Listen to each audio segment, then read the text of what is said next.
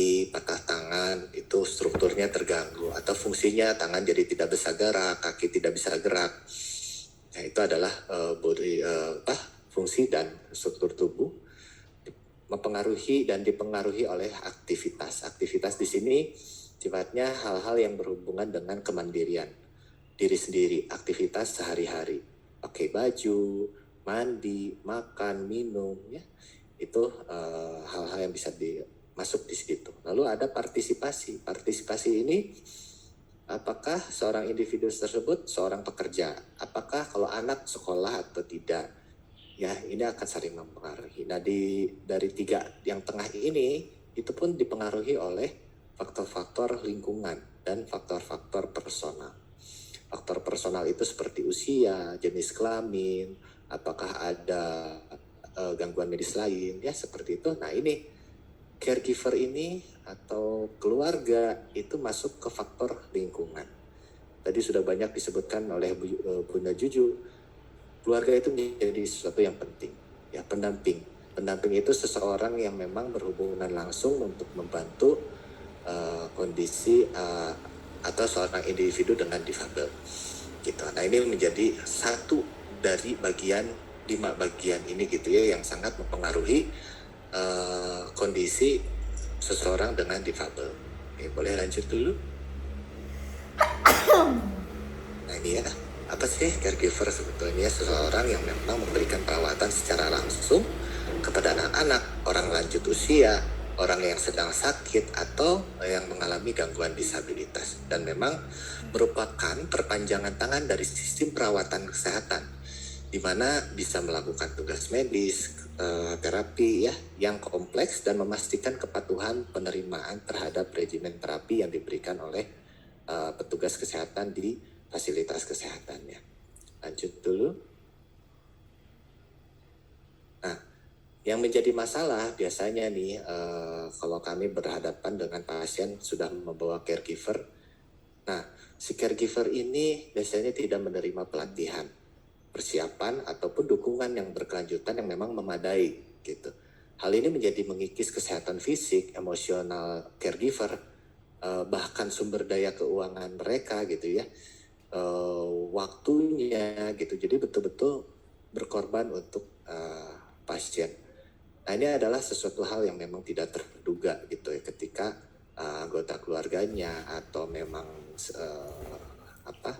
kerabatnya yang memang membutuhkan bantuan gitu. Jadi ini menjadi tantangan buat kami, mungkin buat kita semua untuk merangkul juga seorang pendamping ya.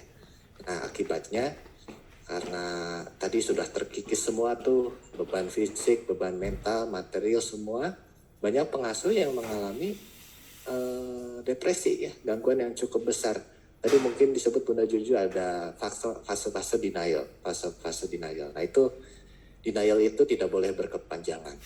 Itu akan berbahaya sekali buat tidak cuma buat dirinya, caregivernya sendiri atau dengan pasiennya gitu ya.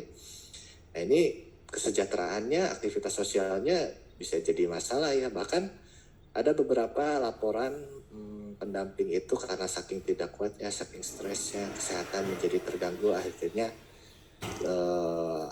amit gitu ya, maksudnya yang mendahului adalah caregiver duluan dibandingkan pasiennya dalam hal kematian gitu. Ini yang mungkin harus kita hindari nih untuk saat dari sekarang ini, karena ini merupakan program besar juga dari organisasi kesehatan dunia bahwa pendamping itu harus menjadi hal yang diperhatikan.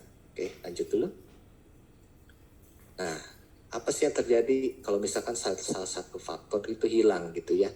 Si pendamping itu hilang. Artinya si bagan ini tidak bisa berjalan dengan baik. Ketika seseorang sudah diberikan suatu program, ketika seseorang diberikan edukasi gitu ya, itu nggak akan sampai. Pasien yang memang tidak mampu, mereka akan bingung. Ini saya harus ngapain? Ini siapa yang akan bantu saya? Itu akan mempengaruhi nanti ke arah faktor personalnya. Si pasiennya sendiri jadi ikut depresi, jadi kebingungan, itu akan sulit. Bahkan setelah itu dia malah tidak mandiri gitu. Karena sebetulnya tujuan rehabilitasi adalah memandirikan, berupaya agar pasien difabel itu menjadi mandiri, gitu ya. Nah, itu tidak akan tercapai. Gitu. Partisipasi ke masyarakat, interaksi sosial akan berkurang. Alhasil pasien-pasien difabel itu akan diam di rumah, tidak ada aktivitas, itu akan menimbulkan komplikasi-komplikasi kesehatan lain yang akan berat untuk seorang individu tersebut. Di lain itu juga fungsi-fungsi organnya juga akan turun tuh kalau misalkan hal ini terputus nih di satu titik. Itu ini menjadi concern penting ya seorang difabel kalau misalkan tidak ada pendamping itu akan lebih berat lagi kondisi yang sudah dia dapat. Dengan komplikasi ini akan menjadi lebih berat lagi, seperti lingkaran setan gitu ya, lingkaran setan, negatif terus saja negatif gitu, positifnya nggak ada, ya itulah lingkaran setan ya. Jadi ini menjadi concern. Oke, bisa lanjut dulu. Nah, jadi perhatian berbagai pihak. Di kami di tim rehab itu selalu menjadikan caregiver menjadi salah satu anggota tim gitu, sehingga tidak perlu merasa sendiri dalam melakukan proses pengasuhan. Nah, ini yang perlu digarisbawahi. You are not alone gitu. Anda tidak sendiri untuk seorang caregiver. Ketika Anda membutuhkan bantuan tadi ya, apa yang sih yang harus saya lakukan? Bisa datang ke tenaga kesehatan yang memang sudah mendapat bekal hal-hal seperti ini gitu ya. Kalau di kita mungkin dari Dinas Sosial juga ada yang namanya rehabilitasi berbasis masyarakat, di mana kita sudah melibatkan kader-kader di lapangan gitu ya, untuk mendapatkan edukasi di mana bisa disampaikan kembali ke masyarakat yang membutuhkan. Nah, hal ini diharapkan hal-hal yang tadi sebelumnya disebutkan, hal-hal negatif yang akan terjadi pada pendamping itu bisa berkurang, harusnya sampai hilang gitu. Jangan sampai para pengasuh, para pendamping, para caregiver itu merasa sendiri, dia bingung. Ya, janganlah sampai seperti itu. Itu tujuan kami ya dalam acara ini. Oke, bisa lanjut dulu. Nah, ini diambil dari salah satu buku bahwa menunjukkan. Ini contohnya penderita stroke ya. Mungkin yang butuh pendamping mungkin tidak hanya anak-anak, tapi yang lain juga yang memang mengakibatkan gangguan fungsi membutuhkan pendamping. Ini ya, tim rehabilitasi, penderita stroke-nya sendiri, dan keluarga. Ini menjadi 3 komponen utama untuk keberhasilan program rehabilitasi. Salah satu nggak ada, tidak akan berhasil gitu. Mereka akan bingung, terpecah, program rehab memanjang, macam-macam lah gitu ya. Jadi diharapkan kita nih 3 komponen ini bisa bekerja sama dengan baik sehingga apa yang menjadi tujuan itu akan tercapai. Oke, boleh lanjut. Nah, ini tadi yang saya sebut, ada rehabilitasi berbasis masyarakat, di mana sebetulnya awalnya mungkin ya merupakan strategi berdasarkan Organisasi Kesehatan Dunia untuk memenuhi kebutuhan penyandang disabilitas di negara berkembang. Ya. Bertujuan untuk meningkatkan kualitas hidup penyandang disabilitas dan tentunya pendampingnya dengan mencoba memenuhi kebutuhan dasar mereka serta mewujudkan partisipasi dan inklusivitas dengan memanfaatkan sumber daya lokal. Ini tujuan sebenarnya dari rehabilitasi bermasyarakat. Baik, boleh lanjut. Nah, ini sebagai bagan ya, alur sebetulnya ketika seorang pasien datang ke kami itu akan ditangani oleh seorang dokter dan beserta timnya, tim rehabilitasi medik. Ketika datang kita memberikan edukasi, kita memberikan terapi secara langsung ke caregiver dan secara langsung ke penyandang disabilitas tersebut.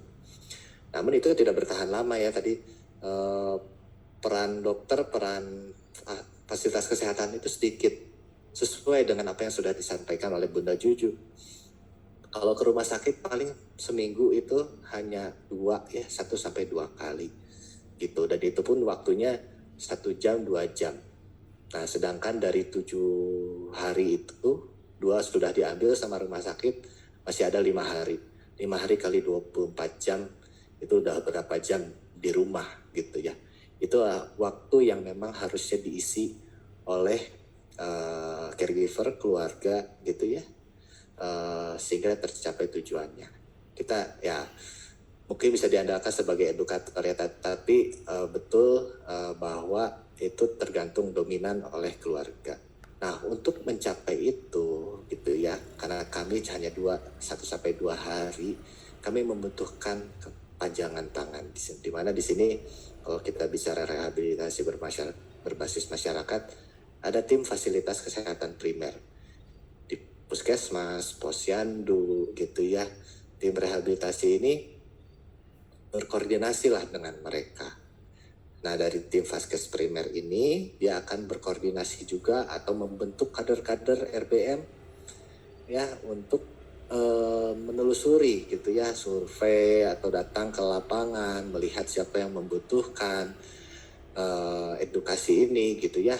Nah, ini jadi perpanjangan tangannya itu adalah fasilitas kesehatan primer kader RBM itu untuk mencapai edukasi-edukasi yang bisa membantu caregiver ya, pendamping dan penyandang disabilitas gitu. Jadi dengan proses ini terjadi, mudah-mudahan yang menjadi tujuan bahwa pendamping itu sangat penting dapat tercapai, karena betul-betul pendamping itu menjadi seseorang yang bisa merubah ya, seseorang yang bisa merubah kondisi seseorang dengan difabel. Baik, mungkin segitu saja yang mungkin dapat saya sampaikan. Mudah-mudahan dapat menjadi manfaat atau membuka pikiran agar kita lebih bisa